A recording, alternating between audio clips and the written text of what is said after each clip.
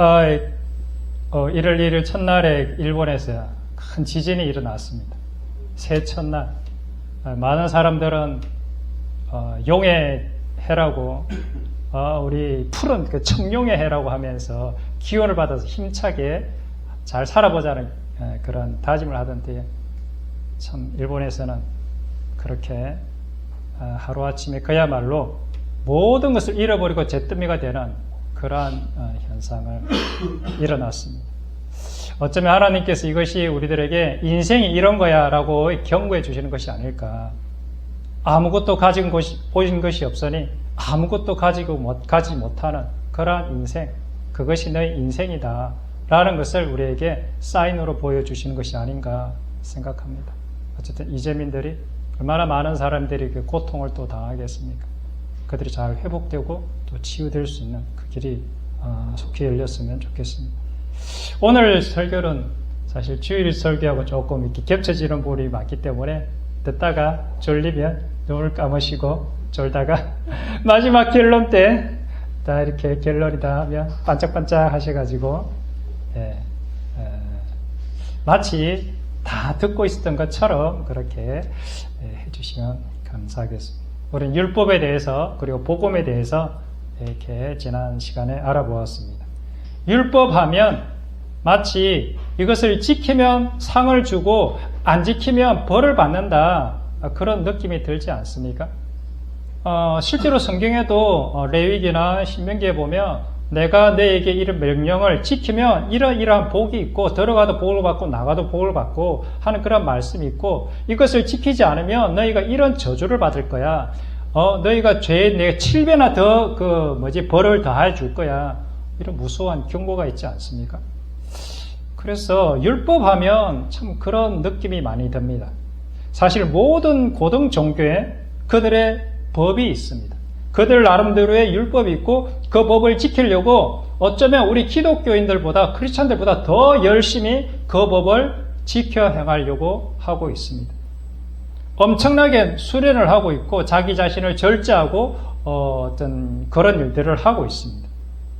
제가 어느 영상에서 마니교 사람들이 이렇게 수련하는 것을 보았는데, 그 사람들이 수련하는 것을 보고 내가 참 놀란 거는 뭐냐면, 저렇게 해야 천국 갈 수 있다고 만약 하나님이 그렇게 말씀하셨다고 하면, 아유, 나는 아마 틀림없이 천국에 못 갈 것 같다, 그런 생각을 할 수밖에 없었습니다.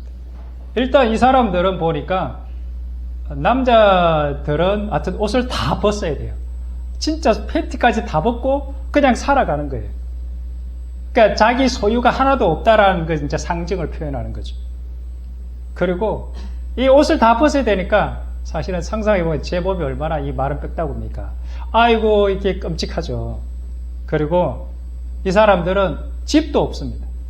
자기 소유가 하나도 없으니까 집도 없고요. 그리고 결혼도 안 합니다. 아내도 없습니다.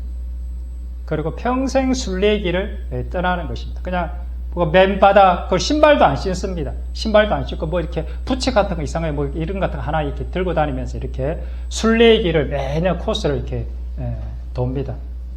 하나의 계율을 어기면 밥을 굶어야 됩니다. 그리고 잘 때 이불도 없습니다. 맨바닥에 그냥 잠을 자고요.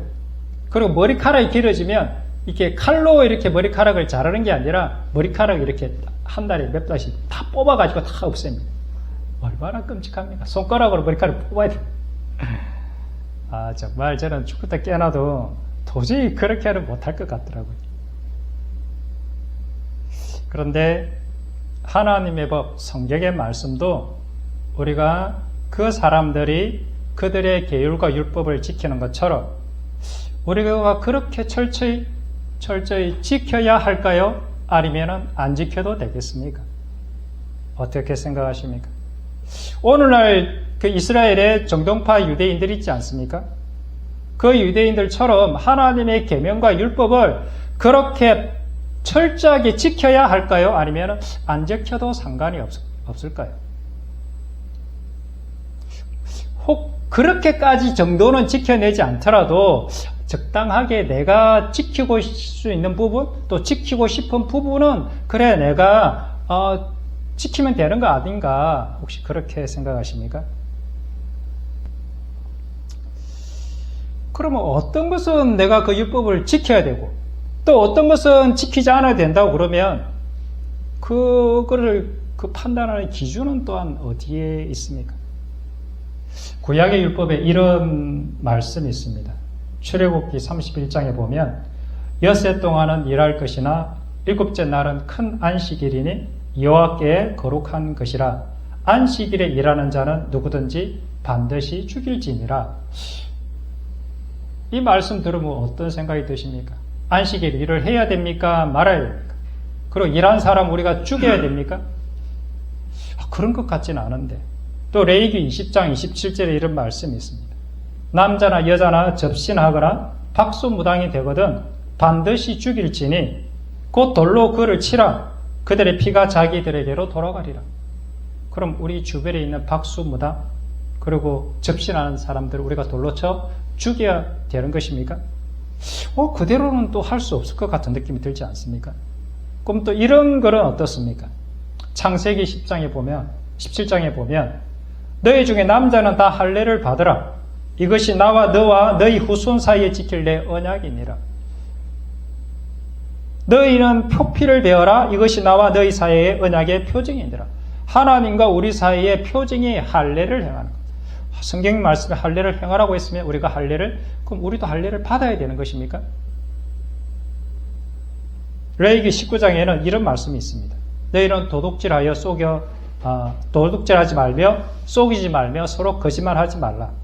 너희는 내 이름으로 거짓 맹세를 함으로 너희 하나님의 이름을 욕되게 하지 말라. 나는 여호와니라. 너는 내 이웃을 억압하지 말며 착취하지 말며 품꾼의 삭슬 아침까지 남겨두지 말라. 너는 귀먹은 자를 저주하지 말며 맹인 앞에 장애물을 놓지 말고 내 하나님을 경외하라. 나는 여호와니라. 이 말씀은 왠지 좀 지켜야 될 것 같지 않습니까? 앞에 말씀은 좀 지키기는 좀 끄름직하고 이 말씀은 좀 지켜야 될 것 같습니다. 그리고 이 말씀을 문자 그대로만 지켜야 한다면 혹시 좀 문제가 되지 않겠습니까? 아니면 내가 이것을 재해석해서 내 나름대로 의미를 해석해서 내가 지킬 것은 지키고 또 넘어갈 것은 넘어가고 그렇게 해야 하는 것입니까? 어떻게 생각이 드십니까? 반대로 복음에 대해서 우리 한번 생각해 보겠습니다. 복음, 믿음, 은혜. 이걸 이야기를 들을 때는 우리가 공짜로 받은 것, 내가 아무것도 하지 않아도 그냥 거저 주시는 은혜, 그런 느낌이 들지 않습니까? 내가 할 일이 하나도 없더라도 어떤 내가 짐을 져야 될 의무에서 그냥 벗어나는 것, 자유로운 것, 이런 느낌이 들지 않습니까? 구약은 율법이고 신약은 복음이다. 우리 이런 얘기를 많이 들어오지 않았습니까? 율법으로는 절대로 어렵게 되어지지 않는다. 예수님께서 다 이루셨기에 우리는 그저 은혜로 하나님의 그 공짜로 우리가 아무것도 노력하지 않아도 우리는 어렵게 되고 구원을 받는다. 어떻습니까? 맞는 말 아닙니까? 네, 맞는 말이죠. 구약에서 말하는 내용도 다른 아니지만 우리가 지켜야 될 내용이 꽤 많이 있는 것 같고 그렇다고 해서 내가 율법을 지키는 것과 상관없이 십자가로 구원을 얻는 것도 그 말도 맞는 것 같고 어떻게 해야 되겠습니까? 우리 오늘날로 한번 적용해 봅시다. 우리가 예배를 드리고 헌금을 하고 열심히 성경을 보고 기도를 하고 구제를 하고 봉사하면 하나님께서 왠지 보상하실 것 같고 뭔가 칭찬해 주실 것 같고 그렇지 않고 내가 주일을 빼먹고 헌금도 잘 안 하고 성경도 잘 안 보고 기도도 잘 안 하고 그러면 하나님이 혼을 내시거나 벌을 내리실 것 같고 또 다른 성도님들이 나를 보고 또 뭐라 할 것 같기도 하고 그런 느낌이 들지 않습니까? 예배에 한 번 빠지면 구원을 잃어버린다. 뭐 그런 얘기는 성경에 없지만 예배에 한 번 빠지면 우리는 구원을 잃어버릴까요? 그렇지 않다는 것을 우리는 잘 알고 있습니다. 예배에 한 번 빠진다고 해서 우리 구원을 잃어버리겠습니까? 결코 그럴 수는 없는 것이죠. 성경을 하루 한 번 안 봤다고 해서 우리 구원이 취소되느냐? 결코 그러진 않겠죠. 반대로 우리가 구원을 얻기 위해서 예배는 다 참석해야 하는 것입니까? 새벽 예배, 주일 예배, 수요 예배, 금요 철야 이런 것들 다 빠짐없이 참여해야 우리가 구원을 얻습니까? 만약에 예배에 한 번 빠졌다고 구원을 잃어버리지 않는다면 그럼 2번 빠지면 혹시 구원을 잃어버릴까요? 또 이런 질문을 드리고 싶습니다. 아니 2번 빠지고 구원을 잃어버리지 않는다면 그러면 1년 내에 교회 한 번도 안 나가면 구원을 잃어버릴 수 있겠습니까? 어떻습니까? 오늘날 교회에 안 나가 성도, 가난한 성도, 안 나가 성도가 얼마나 많습니까? 그들은 과연 구원을 받은 하나님의 백성일까요?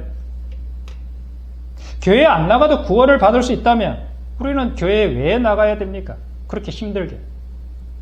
놀러 다니면서 여행 다니면서 즐길 거 다 즐기면서 구원을 받을 수 있다고 그러면 그러면서 구원받는 게 훨씬 낫죠. 천국에만 들어가면 천국 저 끄트머리에 들어가도 수지 맞는 거니까.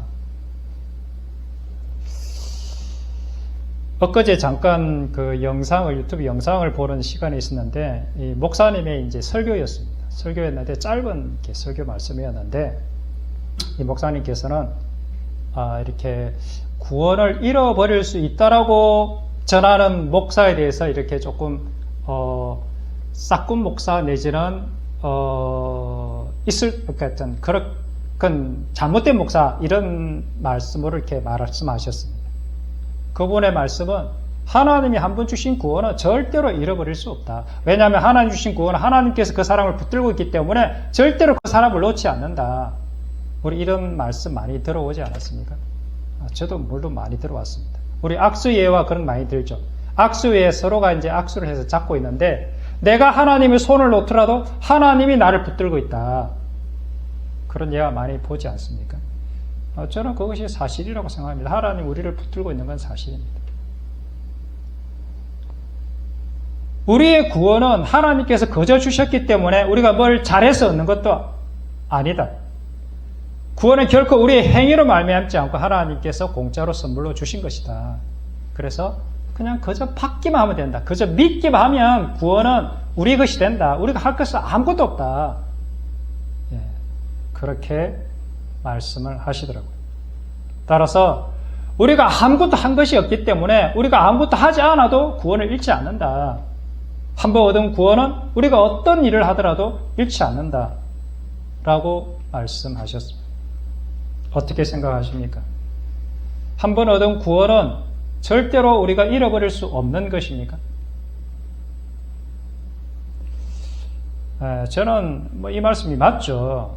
하나님께서 구원을 하기로 작정하셨고 하나님께서 그것을 붙드시고 있다면 우리의 구원은 절대로 취소될 수가 없는데 문제는 성경 읽어보니까 하나님이 일방적인 작정과 하나님 일방적인 우리를 향한 그 구원도 있는 반면에 우리가 그 구원을 향해서 달려가야 될 우리의 책임과 의무도 같이 동시에 주어졌다는 것이 문제인 것입니다. 정말 우리가 구원을 얻기 위하여 구원의 완성을 위하여 내가 해야 할 것은 아무것도 없는 것이 진짜 맞습니까? 정말 우리는 아무것도 할 것이 없습니까?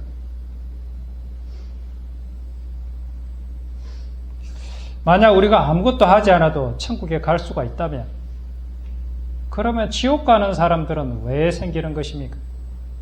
그들도 아무것도 하지 않았는데 그들은 왜 지옥에 가야만 하는 것입니까? 하나님께서 어떤 사람은 구원받기로 택정하시고 어떤 사람 지옥 보내기로 택정하셨다라고 그렇게 해석을 했는데 저는 좀 다르게 봅니다. 하나님은 모든 사람이 사실은 다 천국 가기를 원하고 계시다고 저는 생각합니다. 그러나 하나님께 나아오지 않는 사람, 빛으로 나아오지 않는 사람은 전능하신 하나님도 그 사람을 구원해낼 수가 없는 것이다. 저는 그렇게 보는 것이죠. 그들이 지옥에 가는 것은 그들 스스로가 하나님 앞에 나오지 않았기 때문에 지옥에 가는 것입니다. 그들 스스로가 회개하지 않았기 때문에, 자신의 죄를 하나님 앞에 회개하지 않았기 때문에 그들이 지옥에 가는 것 아니겠습니까? 그리고 하나님께 나와 혹 행여나 하나님의 손을 붙들었다 할지라도 그분 안에 지속적으로 머물러 있지 않으면 성경에서는 분명하게 이렇게 경고하고 있습니다. 가지처럼 말라 버려져 사람들에게 밟힐 뿐이게 된다. 너희가 생명 없는 존재가 된다라고 성경은 우리에게 분명하게 경고하고 있습니다. 사람이 내 안에 거하지 아니하면 가지처럼 밖에 버려져 마르나니 사람들이 그것을 모아다가 던져 불에 사르느니라. 성경은 우리에게 분명히 경고합니다. 너희가 내 안에 거하지 않으면, 내가 하나님의 손을 붙들지 않고 놔버리면 가지처럼 버려져 마르게 된다고 그랬어요. 물론 하나님께서 우리를 붙드시는데 그 붙드심이 언제까지 영원히 붙들고 있다라고 보장을 못한다는 뜻이죠. 우리는 최선을 다해서, 우리가 할 수 있는 모든 것을 다해서 하나님의 사랑 안에 거하는 그러한 존재가 되어야 합니다. 하나님의 사랑 안에 거하는 의무와 책임이 우리 안에 있는 것입니다. 요한복음 15장 9절에 아버지께서 나를 사랑하신 것 같이 나도 너희를 사랑하였으니 나의 사랑 안에 거하라. 분명히 주님께서 말씀하셨습니다. 나의 사랑 안에 니네가 머물러라. 내가 사랑하는 그 사랑의 테두리 안에 니네가 머물러 있어야 된다. 마치 도피성 안에 우리가 머물러 있어야 되는 거죠. 도피성 밖을 나가면 어떻게 됩니까? 살인 어쨌든 그 원수가 와서 나를 죽여도 내가 할 말이 없는 것이죠. 예수님의 사랑의 도피성 안에 우리는 머물러 있어야 되고, 그 있기 위해서 우리가 필사의 노력을 우리는 해야 되는 것입니다. 주님께서는 우리를 피값으로 사셨습니다. 이제 우리 인생은 내 것이 아니라 주님의 것이 되었습니다. 그런데 자기가 자기 인생의 주인이 되어 자기가 왕노릇하는 교만한 사람은,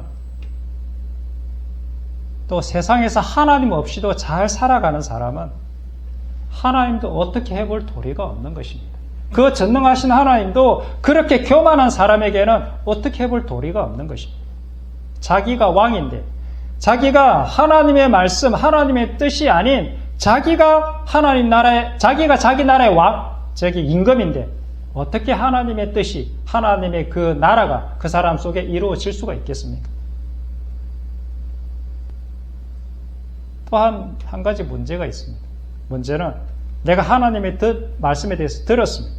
복음에 대해서 듣고 나도 좀 하나님을 믿어보고 싶은데 눈에 보이지 않는 하나님 도저히 믿어지지가 않는 것입니다. 이것이 문제인 것입니다. 그럼 이럴 때 하나님이 내게 찾아오실 때까지 나는 아무것도 안 하고 그냥 하나님 찾아와 주세요. 주시면 좋고 안 주시면 말고 이래야 되는 것입니까? 그러면 하나님께서 이렇게 그렇구나, 내가 너를 찾아가겠다 해서 찾아오시는 것입니까? 물론 하나님의 주권이니까 하나님께서 일방적으로 찾아가는 그런 경우도 극히 일부 있는 것 같습니다. 그러나 그럼에도 불구하고 내가 하나님이 믿어지지 않고 내가 하나님의 어떤 그 실존과 현존이 믿어지지 않는다 할지라도 우리는 하나님을 끈질기게 찾아야만 하는 것입니다.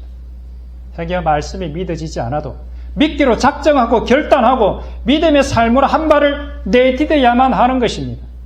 바로 그때 하나님께서 하나님의 말씀이, 하나님의 역사가 내게 일어나기 때문에 그렇습니다. 그런 것을 볼 때 하나님이 믿어지는 역사가 내게 일어나기 때문에 그렇습니다. 말씀을 믿고 그 말씀에 따라 내 자아를 확 죽여버리는 그러한 사건이 일어나야 하는 것입니다. 마치 베드로가 밤새 고기를 잡았는데 한 마리도 잡지 못했지 않습니까? 그런데 저 멀리서 이상한 사람이 와가지고 어부일도 해본 적이 한 번도 없는 그러한 목수라는 사람이 와가지고 깊은 데 가서 그물을 내리랍니다. 자기 상식으로 이성적으로 받아들여집니까? 그때 자기를 꺾는 것입니다. 자기 이성과 감정을 꺾고 그 말씀에 의지하여 그물을 내렸더니 엄청난 물고기를 잡습니다. 그러고 무엇을 발견합니까? 주여 나를 떠나소서, 나는 죄인으로소이다. 자기 자신의 실존을 발견하지 않습니까? 믿음의 결단, 의지적인 결단을 내 말씀에 의지하여 내가 내 삶을 던져질 때 하나님의 역사하심 그리고 나의 실존을 경험하게 되는 것 아니겠습니까? 나는 하고 싶지 않지만 그 말씀을 한번 믿어보고 나를 완전히 확 한번 던져버리는 것입니다. 나의 자존심을 확 꺾어버리는 것입니다. 용서할 수 없는 그 사람을 확 용서해 보는 것입니다. 그러면 반드시 하나님의 영광을 보는 역사가 일어나게 될 것입니다. 하나님의 말씀이 믿어지는 역사가 일어나게 될 것입니다. 그럼 우리가 이렇게 나를 부인하고 나를 죽이고 하고 구원의 길을 걸어간다면 그러면 우리의 노력으로 천국에 들어가는 것입니까?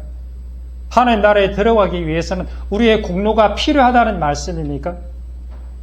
사실은 그런 말이 아닙니다.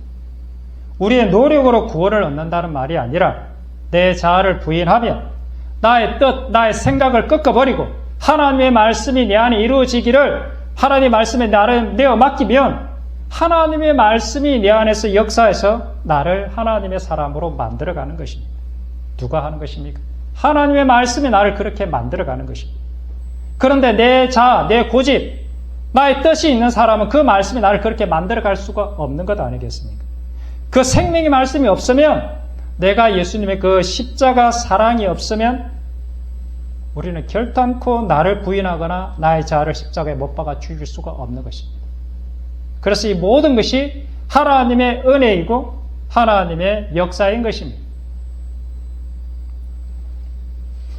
우리는 율법을 지키는 것과 지켜 행하는 것과 은혜로 믿음으로 구원을 얻는 것 사이에 오랫동안 많은 싸움이 있었고 지금도 여전히 딜레마 가운데 있습니다. 그러면 성경은 도대체 무엇을 이야기하고 있습니까? 너희들은 아무것도 할 필요가 없어. 내가 다 이루어 놓았어. 너희는 그저 믿기만 해. 너희 노력이나 행위로 결단코 천국 들어가지 못해.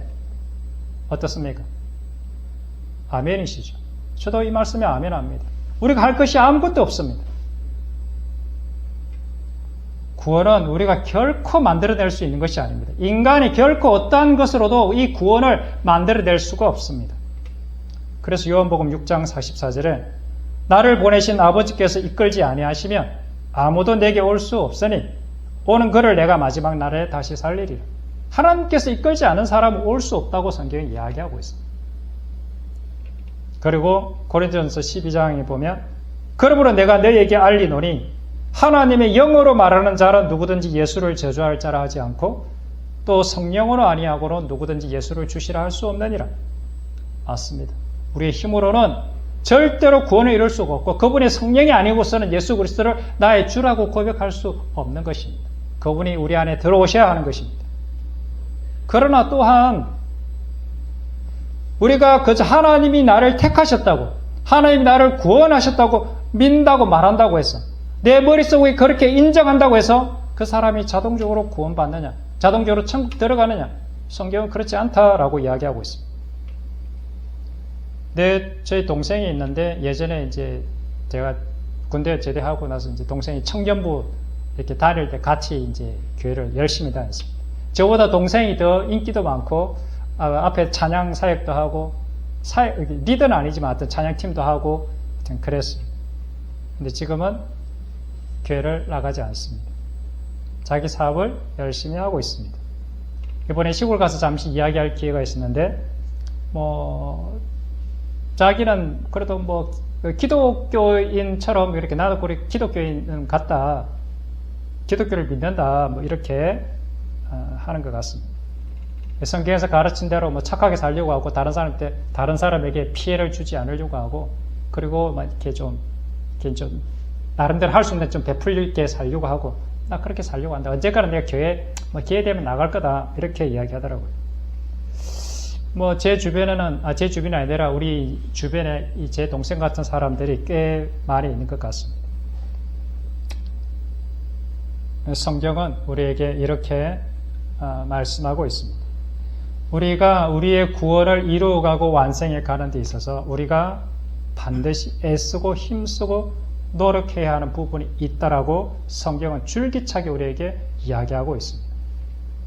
누가복음 13장에 좁은 문으로 들어가기를 힘쓰라. 내가 너희에게 이르노니 들어가기를 구하여도 얻지 못하는 자가 많으니라. 좁은 문으로 들어가기를 누가 힘써야 됩니까? 우리가 힘을 써야 합니다. 우리는 반드시 힘을 쓰고 애를 써야 하는 것입니다. 왜? 들어가기를 구하여도 얻지 못하는 자가 많기 때문에 그렇습니다. 우리는 전심전력을 다해서 구원의 길을 향하여 달려가야만 하는 것입니다. 오른손이 나를 범죄케 하면, 실족케 하면 그것을 찍어버리서라도 우리는 저 천국문을 향하여 달려가야 되고 내 그 구원의 길을, 믿음의 전투를 완성해내야만 하는 것입니다. 그런데 이 길이 우리 혼자 가지 않는다고 말씀하고 있습니다. 이 구원의 길, 주님께서 우리를 도우실 것이며 지금도 우리 주님께서 우리 곁에서 돕고 계시다고 성경은 말씀하고 있습니다. 그러나 이 구원의 길은 주님이 가는 길이 아니라 내가 걸어가야 합니다. 누구를 따라서? 주님 걸어가신 그 길을 따라서 내가 가야 하는 것입니다. 그 걸어가면서 우리에게 주어지는 기쁨이 무엇입니까? 그것은 그 주님과 사귀고 동행하며 대화하며 그분과 이렇게 알아가는 이것이 우리의 기쁨 아니겠습니까? 결론을 맺도록 하겠습니다. 사실 하나님으로부터의 전적인 구원, 하나님의 어떤 절대 주권적인 그 구원과 인간이 하나님을 찾아야 가야만 하는 그 구원의 과정이 성경에서는 둘 다 기록되어 있습니다. 하나님께서 우리를 찾아오셨고 또 우리는 하나님 앞으로 나아가야 되는 이 두 가지가 합해져서 구원의 사건이 완성되는 것입니다. 그래서 천국의 비유에 마태복음 13장에 보면 천국의 비유에 똑같은 비유인데 두 가지가 이렇게 비유가 되어 있는 게 있습니다. 마태복음 13장 44절 46절 우리 한번 찾아보도록 하겠습니다. 마태복음 13장 44절에서 46절입니다.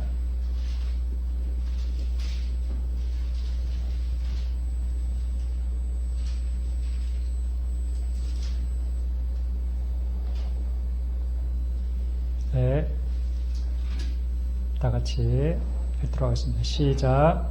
천국은 마치 밭에 감추인 보와 같으니 사람이 이를 발견한 후 숨겨두고 기뻐하며 돌아가서 자기의 소유를 다 팔아 그 밭을 사느니라. 또 천국은 마치 좋은 진주를 구하는 장사와 같으니 극히 값진 진주 하나를 발견하며 가서 자기의 소유를 다 팔아 그 진주를 사느니라. 아멘. 이 두 비유는 되게 비슷한 비유이지 않습니까? 밭에 감추인 보화의 비유, 진주 장사의 비유. 사실 밭에 감추인 보화의 비유는 하나님의 절대 주권, 하나님의 은혜에 대한 구원을 말씀하고 있다. 저는 그렇게 보았습니다.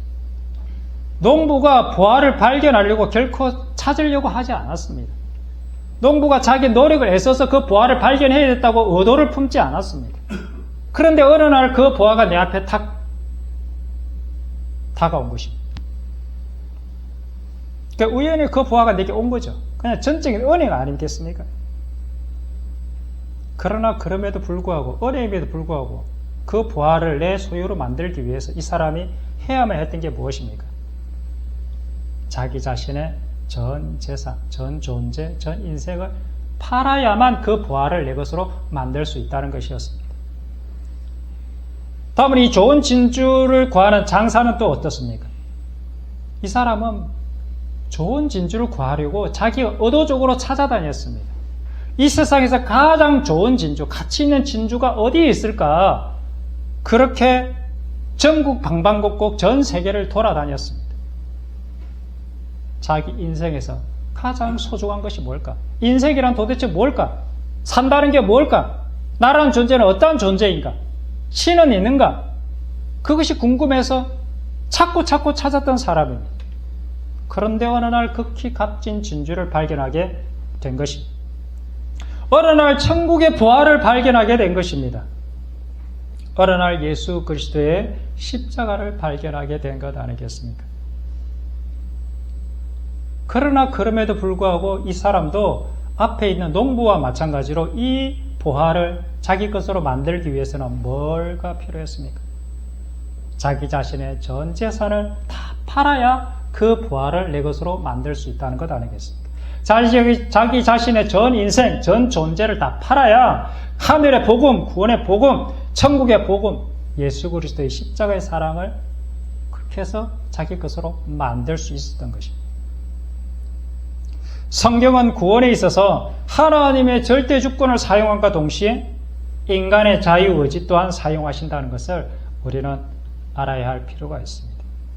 구원은 하나님의 작정인 전적으로 은혜로 시작하는 수동태이지만 우리의 의지와 결단을 들여서 나의 전 재산을 팔아 나의 전 존재와 인생을 팔아서 그 구원을 반드시 내 것으로 성취해내야 하는 능동태 신앙도 반드시 필요한 것입니다. 그리고 이 모든 것, 우리의 능동태적 신앙까지도 내가 이것을 팔아서 내가 저 하나님 그 부활을 산 이것까지도 무엇이냐? 하나님의 큰 틀 안에서 보면 하나님의 크신 은혜 안에 다 들어있다는 것을 나중에 발견하게 되는 것입니다. 우리의 전 인생이 하나님의 손에 이끌려 살았다는 그러한 전 인생이 수동태적인 인생임을 바울처럼 고백해야 될 날이 인생의 저 먼 훗날에 발견하게 될 것입니다. 이 말씀으로 오늘 말씀을 마치도록 하겠습니다. 고린도전서 15장 10절의 말씀을 읽어드리겠습니다. 바울이 자신의 전 일생을 온전히 복음을 위해서 바친 그 바울의 고백입니다. 그러나 내가 나된 것은 하나님의 은혜로 된 것이 내게 주신 그의 은혜가 헛되지 아니하여 내가 모든 사도보다 더 많이 수고하였으나 내가 한 것이 아니요 오직 나와 함께 하신 하나님의 은혜로다.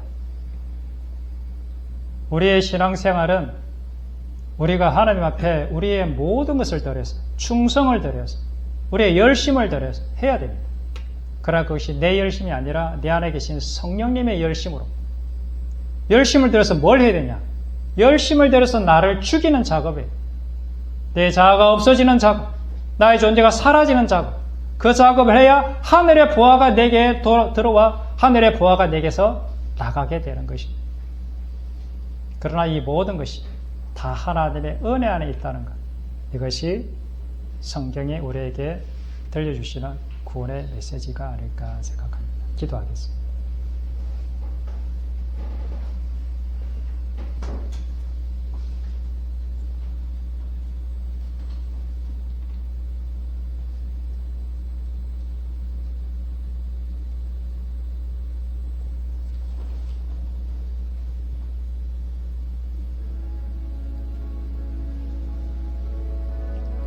천국은 마치 밭에 감추인 보화와 같으니 사람이 이를 발견한 후 숨겨두고 기뻐하며 돌아가서 자기의 소유를 다 팔아 그 밭을 사느니라.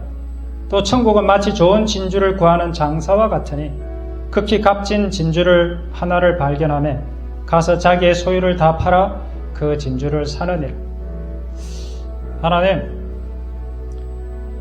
하나님의 천국의 보화, 천국의 비밀, 그것은 어느 날 내게 밭가는 농부처럼 갑자기 내게 은혜로 다가올 수도 있습니다. 또한 그것은 좋은 진주를 구하는 장사처럼 내가 찾고 찾아서 발견할 수 있는 또한 그러한 것이기도 한 것입니다. 그러나 이 두 사람 모두 다 그 진주, 그 부활을 내 것으로 만들기 위해서는 자기가 가진 모든 것을 팔아야만 했습니다. 왜냐하면 그 보화가 너무나도 값지고 멋있는 것이기 때문에, 너무나도 귀한 것이었기 때문에 그럴 수밖에 없었습니다. 하나님께서 그렇게 하셨습니다. 그렇게 정하셨습니다. 하늘의 보화는 너무너무 값진 것이기에 아무에게 줄 수 없다. 누구에게나 주고 싶지만 아무에게나 이것을 줄 수가 없다. 자신의 것을 다 팔아 이것에 자기 전 인생을 거는 그 사람, 내가 그 사람에게 귀한 선물로 이것을 줄 것이다. 이렇게 말하고 있는 것 아니겠습니까? 하나님, 우리 자신의 전 인생을, 우리 자신의 전 삶을 살아계신 아버지 하나님, 그 나라, 그 천국을 위해서 기꺼이 내어드리는 저희들 되게 해주십시오.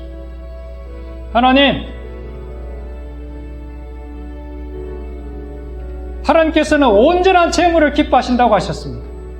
더러운 것이 아니라, 흠이 있는 것이 아니라 우리 자신 전부를, 우리의 마음 전부를 주님께서 원하신다고 성경에서 이야기하고 있습니다. 우리가 그렇게 우리 자신의 전 인생을, 우리 마음의 전부를 하나님 앞에 올려드리며 우리가 주님께서 걸어가신 그 길을 오늘도 걸어가겠다고 그렇게 다짐하는 저희들이 되었으면 좋겠습니다. 같이 기도하겠습니다. 살아계신 아버지 하나님, 은혜를 감사합니다.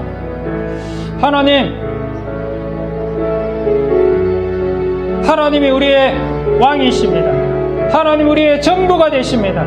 하나님 우리의 주권자가 되십니다. 하나님 우리의 임금이 되십니다. 하나님 우리를 예수 그리스도의 핏값으로 사셨습니다. 하나님 우리는 이제 주님의 것입니다. 주님의 뜻이 내 안에서 이루어지기를 소망합니다. 주님의 나라가 내 안에서 이루어지기를 소망합니다. 마라나타 주여 오시옵소서. 나를 다스려 주시옵소서. 나를 통치하여 주시옵소서. 나의 허물과 나의 죄악들을 주님의 십자가에 못 박겠습니다. 나의 자존심, 나의 교만 주님의 십자가에 못 박겠습니다. 주님, 나를 새롭게 하여 주시옵소서. 나를 거듭나게 하여 주시옵소서. 주님의 길을 걸어가게 하여 주시옵소서. 그래야 나를 본 자마다 주님을 바라보는, 나를 본 자마다 하나님의 영광을 보는 그런 놀라운 하나님의 은혜를 경험하는 저 자신이 될 수 있도록, 우리 광년의 식구들이 될 수 있도록 도와주십시오. 하나님 우리를 새롭게 하여 주십시오. 우리를 거듭나게 하여 주십시오. 진리의 길을 걸어갈 수 있도록 도와주십시오. 하나님 감사합니다. 하나님 우리를 진정 하나님의 구원의 길로, 십자가의 길로 인도해 주셔서 감사합니다. 세상 사람들이 알아주지 않아도, 세상 사람들이 우리를 조롱하여도 아버지 하나님 우리는 주님 걸어가신 그 십자가의 길을 뚜벅뚜벅 걸어갈 것입니다. 아버지 하나님 열심히 달려갈 것입니다. 하나님 우리를 도와주십시오. 하나님 우리와 함께하여 주십시오. 우리를 외면치 말아주시고 우리의 기도를 들어주십시오. 주님 감사합니다.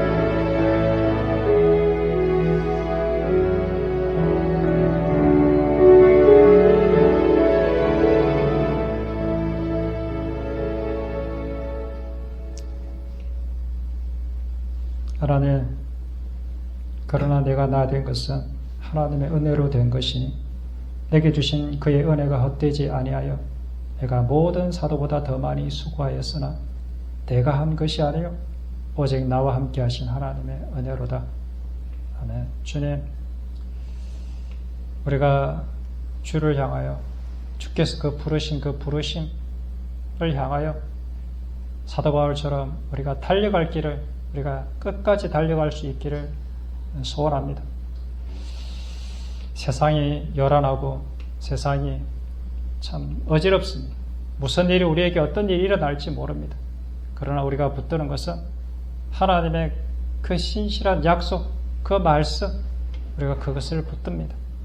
하나님, 우리가 그 말씀 붙들고 실족하지 않고 끝까지 인내하는 이 길을 완주할 수 있도록 도와주십시오. 하늘에 계신 우리 아버지, 아버지 이름을 거룩히 하십니다. 아버지의 나라가 오게 하시며 아버지의 뜻이 하늘에서와 같이 땅에서도 이루어지게 하소서. 오늘 우리에게 일용할 양식을 주시고 우리가 우리에게 잘못한 사람을 용서하여 준 것 같이 우리 죄를 용서하여 주시고 우리를 시험에 빠지지 않게 하시고 악에서 구하소서. 나라와 권능과 영광이 영원히 아버지의 것입니다. 아멘.